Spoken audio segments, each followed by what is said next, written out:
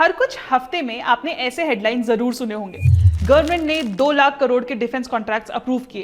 PLI scheme के लिए budget allocation 108% jump हुआ, है ना? ऐसे न्यूज सिर्फ एक हेडलाइन नहीं होती, ये एक सिग्नल होता है कि कोई सेक्टर या थीम स्पॉटलाइट में आने वाला है। अब प्रॉब्लम ये है कि डायरेक्ट स्टॉक्स पिक करना स्पेशली एक स्पेसिफिक सेक्टर में इजी काम नहीं है। इसीलिए एक ट्रेंड काफी तेजी से बढ़ रहा है, सेक्टोरल और थीमेटिक फंड्स का। ये फंड्स एक स्टॉक नहीं बल्कि एक सोच में इन्वेस्ट करते हैं, एक सेक्टर या एक इंटरकनेक्टेड सेट ऑफ सेक्टर्स जो एक थीम बनाते हैं, जैसे defence, manufacturing, green energy, IT, health care, बहुत कुछ। डेटा भी इस बात को सपोर्ट करता है। FY25 में टोटल 70 नए फंड्स लॉन्च हुए, जिनमें से अकेले 52 सेक्टोरल या थीमेटिक कैटेगरी के थे, मतलब 74%। अगर पैसा देखें तो टोटल रेज हुआ पैसा का 86% सिर्फ इसी कैटेगरी में गया। FY24 में भी पिक्चर काफी सिमिलर थी। 64% NFO सेक्टोरल या थीमेटिक कैटेगरी के थे और टोटल रेज हुआ पैसा का 65% इन्हीं फंड्स ने अट्रैक्ट किया। और एक इंटरेस्टिंग फैक्ट ये है कि इंडिया के ₹29.5 लाख करोड़ के टोटल इक्विटी इन्वेस्टमेंट्स में सेक्टोरल और थीमेटिक फंड्स का शेयर लगभग 15% है, जो फ्लेक्सी कैप फंड्स के शेयर के ऑलमोस्ट बराबर है। तो ऐसा क्या है जो इन्वेस्टर्स को सेक्टोरल और थीमेटिक फंड्स की तरफ इतना अट्रैक्ट कर रहा है, बाकी इक्विटी फंड कैटेगरी से भी ज्यादा? ये क्यों हो रहा है? थीमेटिक फंड्स क्या होते हैं? सेक्टोरल से अलग होते हैं या ये दोनों सिमिलर हैं?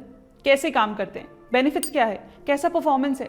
किसके लिए होते हैं? इन सब का जवाब मिलेगा पर मेरे इंट्रोडक्शन के बाद। तो मैं हूं आपकी होस्ट स्वाति और चलिए थीमेटिक फंड्स की दुनिया को साथ में समझते हैं। Let's get started. सेबी के रूल्स के हिसाब से इक्विटी म्यूचुअल फंड्स की टोटल 12 कैटेगरीज होती हैं। 2017 में सेबी ने एक सर्कुलर निकाला जिसमें बोला गया कि म्यूचुअल फंड्स एक कैटेगरी में सिर्फ एक स्कीम लॉन्च कर सकते हैं ताकि इन्वेस्टर्स के लिए चीजें सिंपल रहें। लेकिन एक एक्सेप्शन दिया गया सेक्टोरल और थीमेटिक फंड्स के लिए, मतलब AMCs मल्टीपल स्कीम्स लॉन्च कर सकती हैं लेकिन सिर्फ इस कैटेगरी में।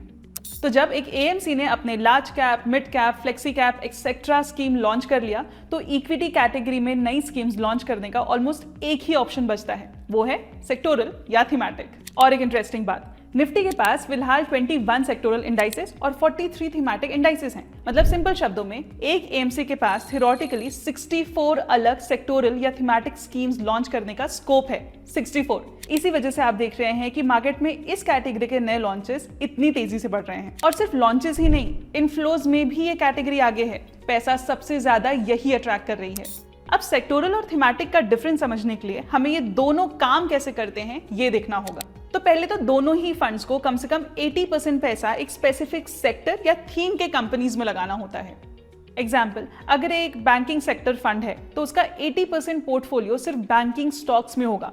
FMCG या IT का स्टॉक इसमें नहीं आ सकता 80% लिमिट के हिसाब से। सेक्टोरल फंड्स में देखें तो निफ्टी के पास 21 इंडाइसेस हैं, जैसे auto, bank, FMCG, IT, media, consumer durables, financial services और बहुत कुछ। लेकिन अब सेक्टोरल इंडाइसेस का स्कोप और बढ़ा दिया गया है ताकि सब सेक्टर्स के अलग अलग इंडाइसेस भी शामिल हो सके, जैसे निफ्टी PSU बैंक इंडेक्स और निफ्टी प्राइवेट बैंक इंडेक्स। ये होंगे निफ्टी बैंक इंडेक्स के सब सेक्टर्स। फिर जैसे निफ्टी फाइनेंशियल सर्विसेज इंडेक्स में बैंक्स शामिल होते हैं, लेकिन अगर किसी के पास ऑलरेडी निफ्टी बैंक इंडेक्स का एक्सपोजर है तो वो बैंक्स को हटाकर सिर्फ फाइनेंशियल सर्विसेज में इन्वेस्ट करना चाहेगा। इसके लिए भी निफ्टी ने बनाया है Nifty financial services x banks index. इसी तरह कुछ इन्वेस्टर्स शायद ऐसे होते होंगे जो किसी सेक्टर में इन्वेस्ट करना चाहते हैं लेकिन उसके लार्ज कैप कंपनीज को एक्सक्लूड कर उनके लिए निफ्टी ने बनाया है सेक्टोरल इंडाइसेस, जैसे Nifty mid small health care index, Nifty mid small financial services index या Nifty mid small IT and telecom index. लेकिन व्हाट अबाउट थीमेटिक फंड्स? ये थोड़ा ब्रॉडर अप्रोच लेते हैं। एक सेक्टर पे फोकस करने के बजाय ये मल्टीपल सेक्टर्स में इन्वेस्ट करते हैं जो एक कॉमन थीम या मेगा ट्रेंड फॉलो करता है। एग्जाम्पल लेते हैं डिजिटल इंडिया फंड का। IT, टेलीकॉम, फिनटेक, ई-कॉमर्स सब आ सकते हैं इसमें क्योंकि सबका लिंक डिजिटलाइजेशन से है। लेकिन ये डिजिटल इंडिया फंड केमिकल या ट्रेडिशनल बैंकिंग कंपनी के स्टॉक्स नहीं लेंगे, अगेन 80% लिमिट के रूल के हिसाब से। थीमेटिक इन्वेस्टिंग का बेस होता है एक लॉन्ग टर्म मैक्रो या स्ट्रक्चरल ट्रेंड जो ओवरऑल मार्केट से बेहतर परफॉर्म करे आने वाले समय में। ये ट्रेंड आ सकता है गवर्नमेंट पॉलिसी से, जैसे मैन्युफैक्चरिंग रिफॉर्म्स, कंज्यूमर हैबिट से जैसे डिजिटल स्पेंडिंग या एनवायरमेंटल प्रायोरिटी से जैसे रिन्यूएबल एनर्जी। और ये इतना ब्रॉड है कि अगर आप सिर्फ एक कॉर्पोरेट ग्रुप जैसे टाटा ग्रुप या आदित्य बिरला ग्रुप में इन्वेस्ट करना चाहते हो तो उसके भी थीमेटिक इंडाइसेस अवेलेबल हैं। यहां तक कि ESG फ्रेंडली कंपनीज के लिए 3 निफ्टी ESG इंडाइसेस हैं। और अगर आप अपने रिलीजियस बिलीफ्स की वजह से अल्कोहल या बैंकिंग कंपनीज में इन्वेस्ट नहीं करना चाहते तो निफ्टी ने 3 शरिया इंडाइसेस भी बनाए हुए हैं। है ना इंटरेस्टिंग? चलो अब इनके परफॉर्मेंस की बात करते हैं। डिफेंस सेक्टर फंड्स में इन्वेस्टर्स काफी इंटरेस्ट दिखाने लगे हैं और पैसा भी आ रहा है। निफ्टी ने जनवरी 2022 में Nifty India defence index launch किया था, जो एक थीमेटिक कैटेगरी है जिसमें डिफेंस थीम वाली कंपनी शामिल है। अब इसमें 2 सेक्टर्स का मिक्स है, कैपिटल गुड्स और केमिकल्स। FY23 के एंड तक इस कैटेगरी में एक भी फंड नहीं था, मतलब 0, लेकिन सिर्फ 2 साल के अंदर ही सीन बदल गया। अब तक इस कैटेगरी में 5 फंड्स आ चुके हैं, एक एक्टिव फंड, 4 इंडेक्स फंड्स और ETFs और एक फंड ऑफ फंड ETF। और सिर्फ फंड्स ही नहीं, पैसा भी बढ़ा है। एवरेज AUM जो पहले 0 था वो सिर्फ 2 साल में 7,172 करोड़ तक पहुंच गया है। Reason, Nifty India defence index ने पिछले 3 साल में 300% प्लस रिटर्न्स दिए। अगेन 300% प्लस, मतलब अगर किसी ने 1 लाख लगाया होता तो वो आज 4 लाख बन गया होता। लेकिन एक मिनट, इसमें ट्विस्ट भी है, ये कि पिछले 1 साल का रिटर्न्स सिर्फ 6.5% ही रहा। फिर भी सितंबर 2024 तक इन्वेस्टर्स ने इसमें 6,138 करोड़ डाल दिए। मतलब लोग ने पैसा तब लगाया जब चार्ट ऑलरेडी ऊपर था और शॉर्ट टर्म में ग्रोथ स्लो हो चुकी थी। यहाँ एक क्लासिक ह्यूमन बिहेवियर दिखता है, रिटर्न्स देख के ट्रेंड में इन्वेस्ट कर देना।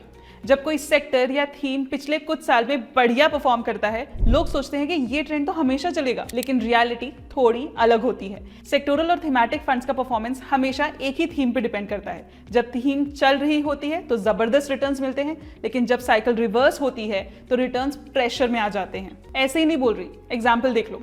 कोविड का समय जब सब कुछ रुक गया था और सब रिमोटली काम कर रहे थे, तब Nifty IT index digital transformation के बूम में अप्रैल 2020 से नवंबर 2021 तक डबल हो गया था। लोग समझे ये ग्रोथ अब रुकेगी ही नहीं, लेकिन आज 4 साल बाद भी इंडेक्स वहीं के वहीं अटका हुआ है। दूसरा एग्जाम्पल, निफ्टी मीडिया इंडेक्स अपने 2017 से 18 के हाई से आज भी लगभग 50% नीचे है। तीसरा एग्जाम्पल, निफ्टी रियल्टी इंडेक्स को अपने 2010 के हाईस तक वापस आने में कितने साल लग गए होंगे सोचो? 13 साल लग गए। मतलब जिसने टॉप पे एंट्री ली थी उसका पैसा एक पूरी डिकेड तक ब्लॉक हो गया। हाँ, ऑफ कोर्स ये हमेशा नेगेटिव स्टोरी नहीं होती है, पॉजिटिव एग्जांपल्स भी हैं, जैसे निफ्टी बैंक और फाइनेंशियल सर्विसेज ने पिछले 5 साल में निफ्टी को बीट किया है। लेकिन बिगर क्वेश्चन ये है, रिस्क एडजस्टेड रिटर्न्स का क्या आपको इतना एक्स्ट्रा रिस्क लेके एक्चुअल में ज्यादा फायदा हो रहा है, या फिर शॉर्ट टर्म एक्साइटमेंट में आप अपना पैसा एक छोटे टाइम के लिए फास्ट ग्रोथ वाले सेक्टर में पार्क कर रहे हो? अगर हम डेटा देखें जो टेबल में दिया है तो एक इंटरेस्टिंग चीज सामने आती है। निफ्टी बैंक और निफ्टी फाइनेंशियल सर्विसेज पिछले 5 और 10 साल में रिटर्न्स के केस में निफ्टी 50 को थोड़ा सा बीट किया है। मतलब अगर सिर्फ एनुअलाइज्ड रिटर्न्स देखो तो हाँ, थोड़ा ज्यादा नंबर लगता है। लेकिन जब हम बात करते हैं वॉलेटिलिटी एडजस्टेड रिटर्न्स की तो असली सच पता चलता है, जो बेसिकली ये बताता है कि रिस्क लेके आपको कितना रिटर्न मिला। तो पिक्चर बदल जाती है। यहां पर निफ्टी 50 इन दोनों को बीट कर देता है। 5 साल का डेटा, निफ्टी 50 का 0.80, जबकि निफ्टी बैंक का 0.63 और फाइनेंशियल सर्विसेज का 0.64। 10 साल का डेटा, निफ्टी 50 का 0.87, जबकि निफ्टी बैंक का 0.65 और फाइनेंशियल सर्विसेज का 0.77।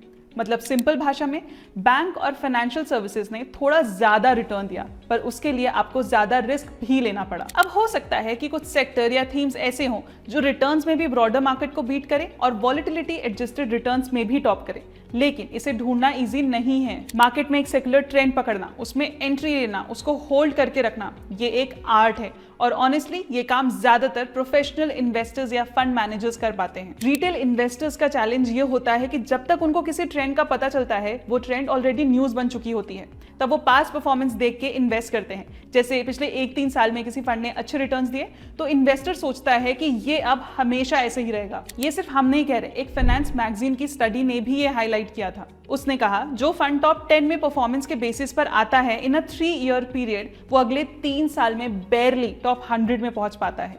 पर एक और इंपॉर्टेंट प्रॉब्लम है, अगर आपका पैसा किसी सेक्टर या थीमेटिक फंड में लगा है तो सेबी का रेगुलेशन फंड मैनेजर को अलाउ नहीं करता कि वो इजीली किसी सेक्टर या थीम को चेंज कर सके। मतलब अगर सेक्टर में हेडविंड्स आ गए तो भी फंड उसी थीम में अटका रहेगा। और सेक्टोरल या थीमेटिक फंड मैनेजर्स के पास इन्वेस्टमेंट के ऑप्शंस भी बहुत लिमिटेड होते हैं। कभी कभी तो पूरे फंड में सिर्फ डबल डिजिट्स में ही कंपनीज होती हैं। एग्जांपल देख लो, निफ्टी इंडिया डिफेंस इंडेक्स में सिर्फ 18 कंपनीज हैं। मतलब फंड मैनेजर के पास चॉइस काफी रिस्ट्रिक्टेड है। इसका साइड इफेक्ट ये है कि अगर इनमें से एक दो स्टॉक ने अंडर परफॉर्म कर दिया तो उसका पूरा इंपैक्ट फंड के रिटर्न्स पर सीधा और काफी बड़ा पड़ता है। अब ये कंपेयर करो एक लार्ज कैप फंड से।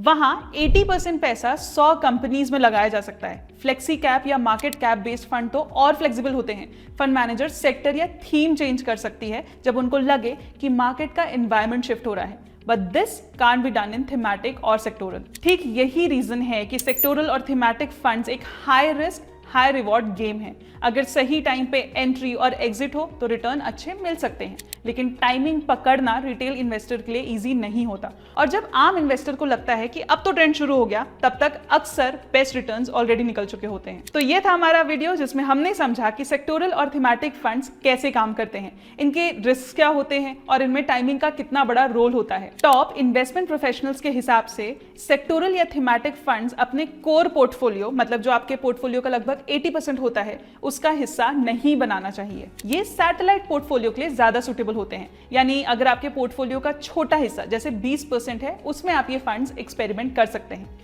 इस तरह अगर कोई सेक्टर या theme short term headwinds face करे तो आपके ओवरऑल पोर्टफोलियो रिटर्न्स पर ज्यादा बुरा असर नहीं पड़ेगा। इसीलिए अपना कोर पोर्टफोलियो हमेशा स्टेबल और डाइवर्सिफाइड रखो और सेक्टोरल और थीमेटिक फंड्स को लिमिटेड एक्सपोजर के साथ केयरफुली यूज करो। ऑल्सो कमेंट सेक्शन में हम बिल्कुल जानना चाहेंगे कि क्या आपने कभी सेक्टोरल या थीमेटिक फंड में इन्वेस्ट किया है, एक्सपीरियंस कैसा रहा। और हाँ, गोज विदाउट सेइंग, इस वीडियो को लाइक करना, चैनल को सब्सक्राइब करना मत भूलना और अगले एपिसोड का इंतजार करना। मैं हूं आपकी होस्ट स्वाति, मिलते हैं अगले वीडियो में। Investments in securities market are subject to market risks. Read all the related documents carefully before investing.